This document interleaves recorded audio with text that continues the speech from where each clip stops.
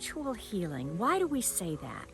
Well, a lot of people like to go out into nature and take walks in the woods, and they feel very healed, very restored, refreshed, all the re's, revitalized, and rightly so, because being out in nature on a beautiful, glorious day like today is very restorative.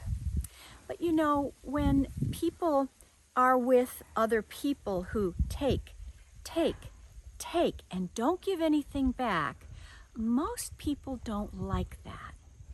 And that's why it's so important when we talk about mutual healing with nature beings like the trees. So you might ask the question, well, I'm just one person.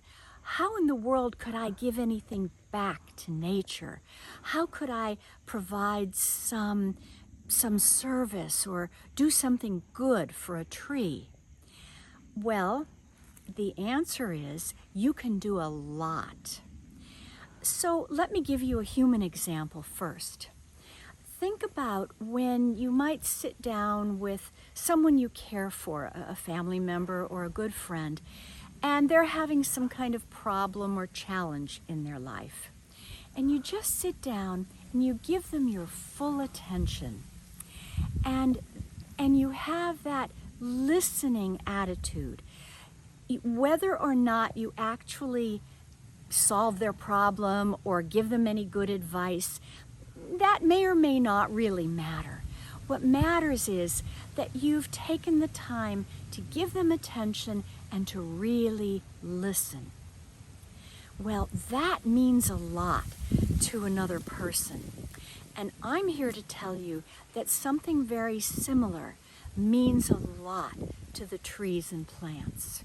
So whether you feel that you can get a message from a tree or plant's deep intelligence, consciousness, whether or not you feel you can do that, just by sitting down and giving a tree, plant, crop, forest your full attention for a while, it's restorative for you, and it really means something to them.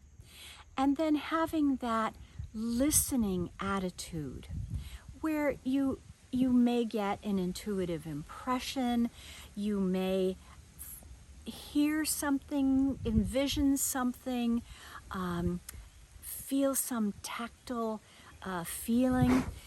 You may do that, or none of that might happen, but you've taken the time to just listen. And that means so very much to trees, plants, all of nature. And then beyond that, there's an opportunity to find out what a tree's life is like. So you might do that through observation. Look at the tree or plant and see what it really looks like in detail, and also by stepping back to get the big picture. So observation is a really good first step. And then you might look at its surroundings. What kind of world is this tree or plant living in? Does it have good soil? Is the air fresh? You might ask and answer all kinds of questions like that. So when you find out what a tree's life is like, that's an important step in the beginning of mutual healing. Here's an opportunity for people to evolve in working with the trees and the plants, and then the trees and the plants can help the people. It's kind of like everybody. It's like the trees and the plants working with animals. Well, guess what? People are people, and the trees and plants can help the people, and the people can help the trees and the plants. And one of the ways that people can really help the trees and the plants is to work with that intelligence of the trees and plants and be a partner with that intelligence of the trees and plants to say, you know, to kind of be there with them and kind of help the trees along a little bit and help them to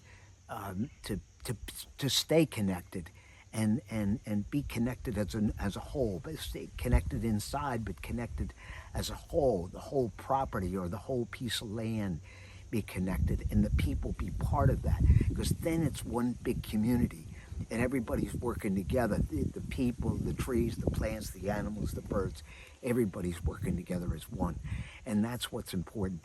And it takes it one step further, because people and plants especially, people can tap into the consciousness of trees and plants and help the trees and the plants to shift their consciousness and be able to do that evolving that they need to do.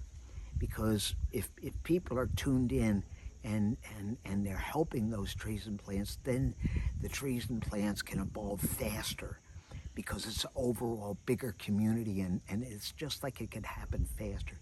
And why is that important to happen faster? Because then you lose less trees, and the trees don't get as sick before they've evolved. And that's why that's so important, because then they can be healthy and kind of be ready for when the climate change comes, so it doesn't affect their health, and then they can just be in harmony with the climate extremes. And people can work with that intelligence of trees and plants to have that to happen.